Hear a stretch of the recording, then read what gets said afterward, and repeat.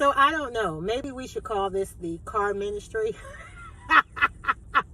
or the car tales, because, you know, I remember when I used to do some videos before, it seems like I was always in the vehicle doing them, and this is no different. So I am up and at 'em today. I'm on my way to my office, which is why I can sit here and talk to you and look in the camera. But, oh, light change, so come on with me. I just wanted to go ahead and give you an update because you saw the last video where I was chronicling my first trip to pain management. I hope that was inspirational. I certainly hope it wasn't something that made you feel sad. I don't mind empathetic, but please do not feel sorry for me.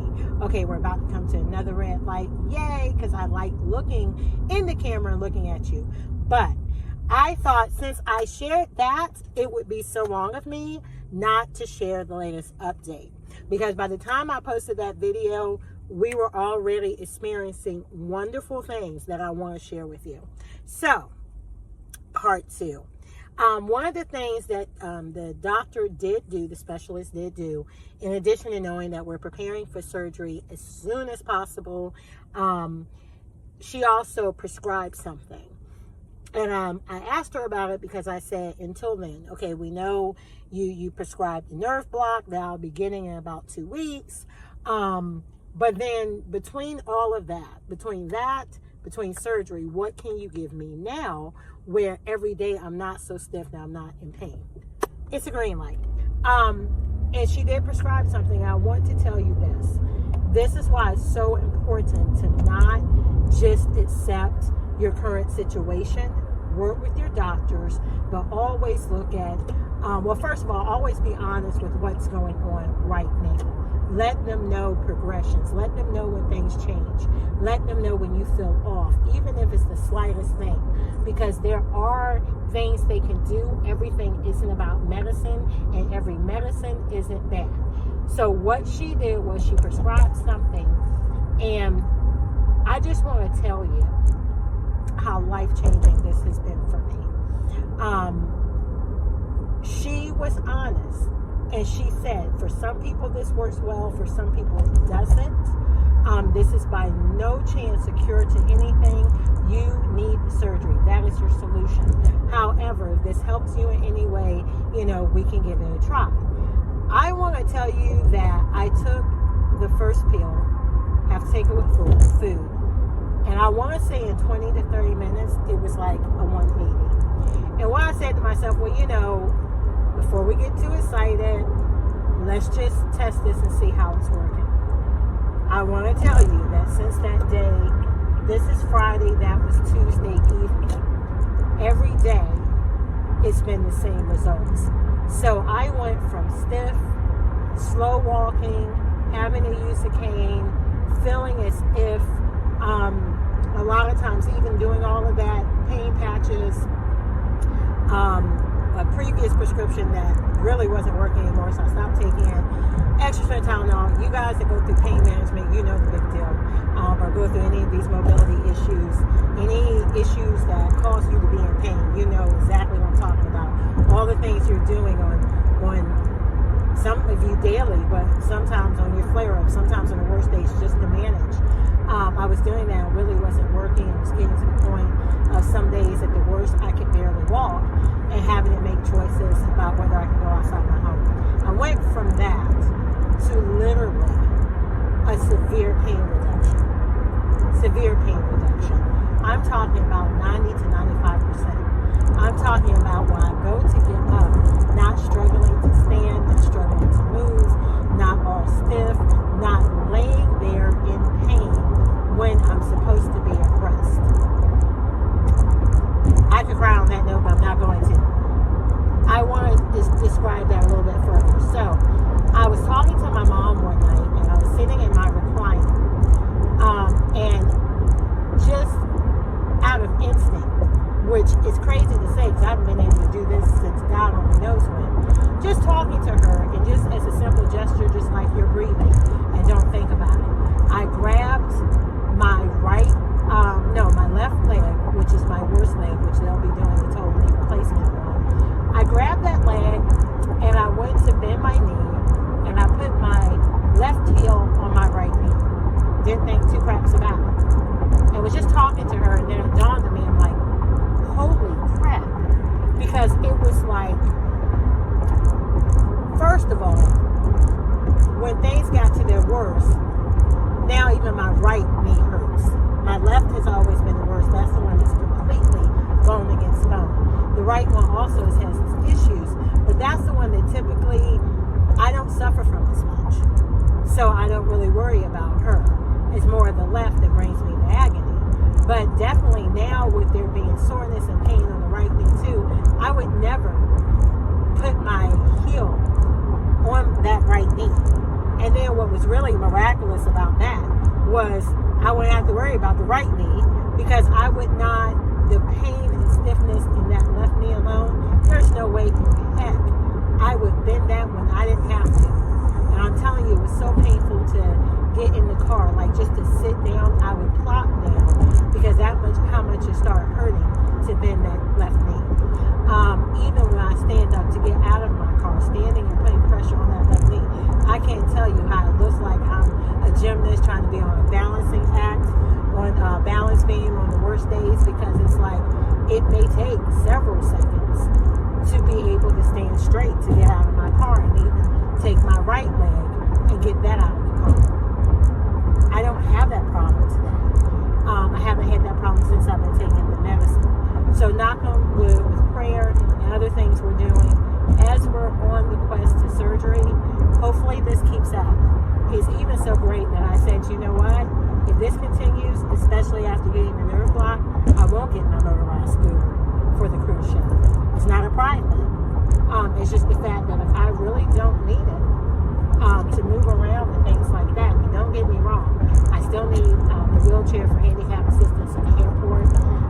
If they offer it, I will take the same handicap assistance with the wheelchair on the cruise line to get from check-in onto the boat. But as far as just on the boat and getting around, if this keeps up, I can just take my time. So far, I'm not needing to use the cane. So far, I'm not needing anything to walk and assist me other than the medication.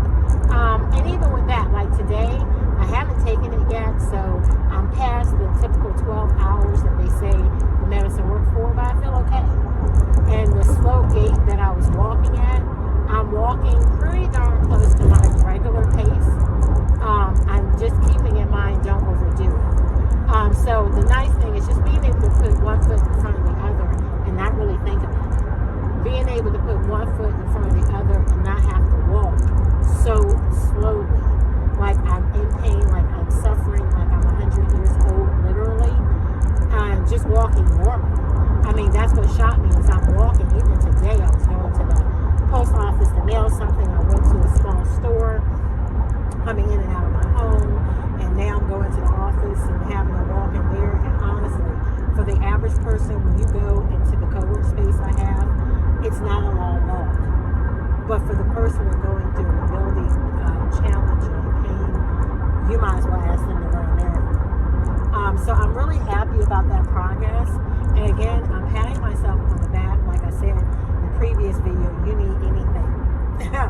When you're going through things like this, any sign of hope, any small victory, you're going to celebrate like it's a big one. Actually, for you, it really is. But just those little small victories, some progress, I'm so thankful. And that's the message, I guess, that of today, is you take baby steps. You have to understand that, you know what, you are a person and you come first. And it's not a race against anyone else, but it is taking care of yourself. That true self-care, which is not fingernails and massages. I'm not saying that stuff isn't great, but I'm saying true self-care is much deeper than that. But you're taking care of yourself so you can live your best life for the measure of life that God has blessed you with. This isn't about trying to compete to the one next to you or trying to be as good as them, but it's about improving the quality of your life. And we all have a certain measure of life and a certain quality to our lives that we can actually enhance. So I wanted to report that. I said I really wanted to be faithful about chronicling this journey. I wanted to do what it is that is part of my purpose on this earth, is inspire other people through the stories I share. And I was really reminded that last night I did a private event. I had an invitation to come speak to a group of ladies that were in their 50s about There Is a Book in You. And the whole point about There Is a Book in You was about them leaving their legacy. So I had some things on the calendar that I wanted to create, inspired by that theme, and really just on that same wavelength, but I needed the energy and the strength to do that. And so I'm really proud to report I'm a couple of minutes away from my co-work space, one of them, because I said, you know what, today's the day. I really need to get out of the office. I have a lot of things going on, a lot of great things that we're working on, but I'm just so happy with this improvement to be able to get out of the home, get out of my home office, and actually come to one of my physical workspaces, having the clarity, having the space, being able to interact with other of my co-work space people, packed a healthy lunch, nutritious lunch, have my water, and of course I love my office, this location, because they have fruit infused water. I even bought some of my hydration water supplements, because that, again, self-care, making sure you have your vitamins, your supplements, making sure that you're drinking plenty of H2O, and being good to yourself so you're at full strength and all that good stuff, eating well and movement, because most people don't realize the mobility challenge is movement that is going to make the difference. Sometimes we need treatment, sometimes we need surgery, sometimes, things just happen, but movement. And I can't stress that enough, because it's one of the things that was stressed to me after my cervical spinal fusion surgery, and we were having the physical therapy that comes with that. They kept saying, we don't care what this chart says. We know the things they've told you in the future that you have to have, but the number one key to that is going to movement. You have to continue to move, or else anything you have done, it'll be to no avail. It'll be like all the work that was invested is to no avail, and you will actually go back, and that ain't good. So yeah, just wanted to report that. Sometimes it's so easy to report the challenges and what's negative, but we don't always report what's positive, and this is extremely positive.